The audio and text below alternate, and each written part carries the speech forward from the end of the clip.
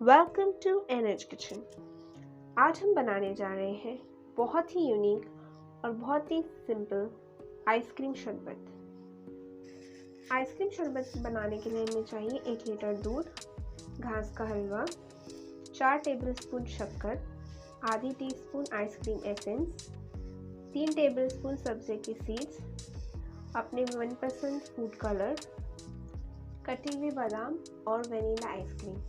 आप vanilla ice cream की जगह पे कोई भी फ्लेवर की आइसक्रीम यूज़ कर सकते हैं। ये मैंने अगार घास का हलवा जो यूज़ किया उसका पैकेट है। सबसे पहले हमें घास के हलवे को 10 मिनट के लिए अच्छे से 1 कप पानी के अंदर सोक कर लेना है ताकि वो थोड़ा सा सॉफ्ट हो जाए, ताकि वो जल्दी से अच्छे से पक जाए। उसके बाद हमें इसे 10 मिनट के लिए मीडियम फ्लेम पे अच्छे से कुक कर लेना है जब तक वो अच्छे से मेल्ट हो जाए। जब ये मेल्ट हो जाएगा, इसके बाद हमें प्लेट्स के अंदर अपने मनपसंद कलर एक चम्मच डालने हैं और इसमें 2-3 टेबलस्पून जो हमने मेल्टेड घास का हलवा लिया है वो डाल देना है।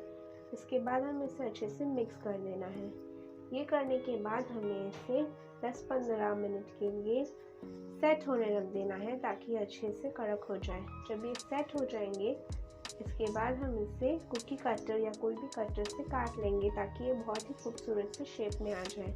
इससे हमारा शरबत का अपीयरेंस बहुत ही अच्छा आएगा और हमारा शरबत बहुत ही कलरफुल लगेगा। हमें 1 लीटर दूध लेना है, उसे बॉईल कर लेना है और उसके अंदर 4 टेबलस्पून शक्कर डाल देनी है। शक्कर आप अपने टेस्ट के अकॉर्डिंग भी ऐड कर सकते हैं। इसके बाद हमें इसे फ्रिज में रख देना आधे घंटे के लिए।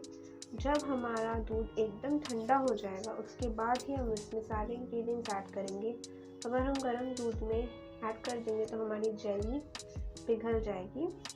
इसके अंदर हम सब्ज़ा डाल देंगे, जेली डाल देंगे और 1/2 टीस्पून आइसक्रीम एसेंस डाल देंगे।